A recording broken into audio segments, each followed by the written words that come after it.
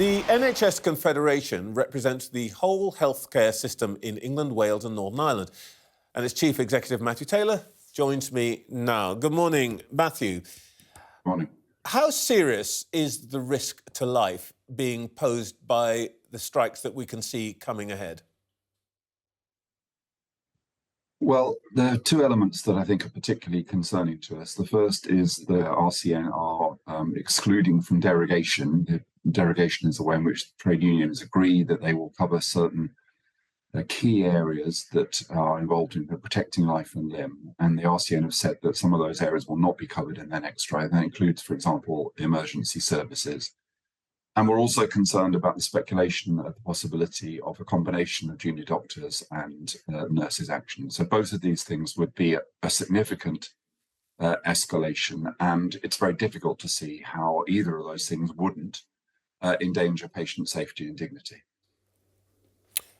You're saying that you think that specifically because of these tactics, there is an elevated risk that people will die. Yes, I think that the whole point about escalating industrial action is it becomes tougher to handle. It's trying to send a stronger message. It's important to recognise that we understand the anger of nurses, we understand the anger of junior doctors, and they're concerned not just about pay, but about conditions of work. But in relation to both the disputes, in terms of junior doctors, Trevor, we called last week for ACAS to be involved because there seems to be no basis for the junior doctors and the government to talk to each other. The BMA have agreed to that. We encourage the government now to call in ACAS so at least talks can start. And in relation to the RCN, as you know, the trade unions, the NHS trade unions, work together as a group through the NHS Staff Council. Unison voted in favour of this deal. We have to hear from other unions, Unite GMB and others, and we would encourage the nurses to wait until we have the collective view of the NHS trade unions before deciding what to do next.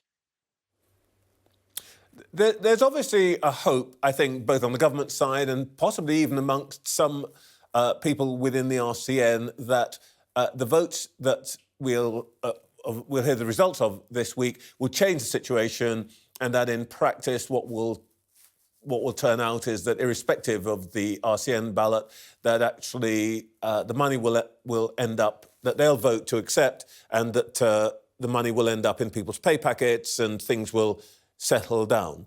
But I just want to stick for a moment with this issue of the abandonment of derogations.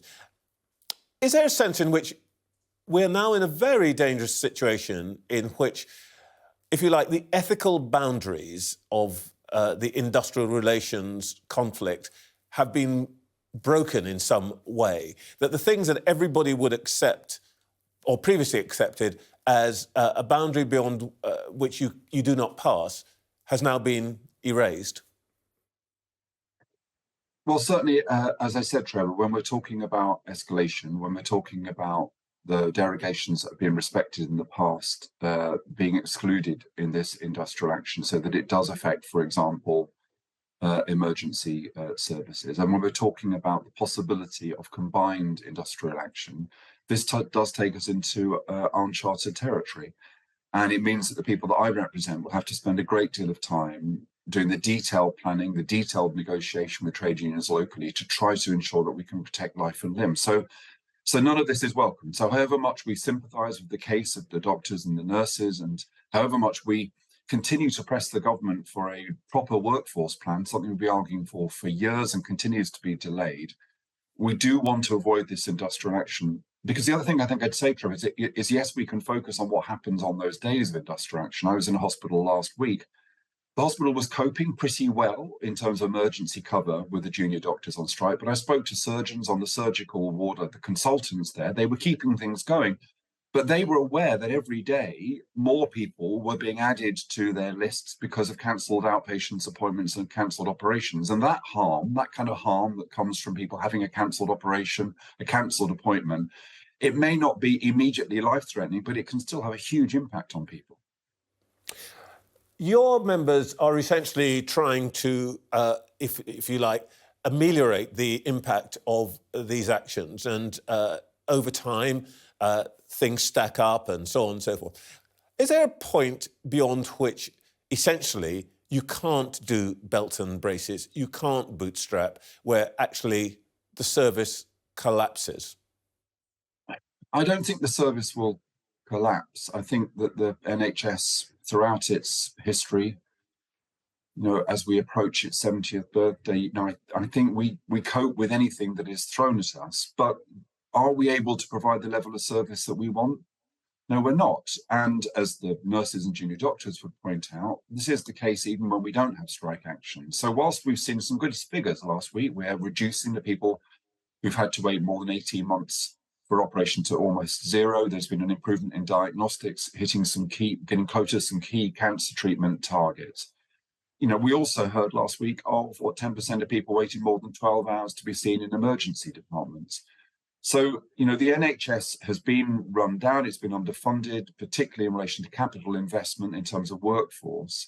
So we're not always able to provide the care that we want, but we are able to make progress. I think what's heartbreaking for the people I represent is that they're doing that work, they're making inroads, they're seeing progress, we're starting to get closer to our targets, and then these days of industrial action really knock us back. Let's suppose that we actually, at some point, do get a settlement, let's say in the next few months. How long do you think it will take the NHS to recover from the disruption of the last year? Well, as I said, we are starting to make progress. I think with a fair wind, if the industrial action wasn't taking place, we would continue to make that progress. And I think a critical thing now, Trevor, is preparing for next winter. As your viewers will recall, we've had a really very, very tough winter. We had a combination of flu and COVID and situations in parts of the health service that none of us wanted to see. So I think we've got to make further inroads into those people who've been waiting a long time to be seen. And we've also got to do the preparation and have a better winter so that we are able to continue to make progress. I'm confident about the NHS in the medium term if we get the resources, if we get that workforce plan.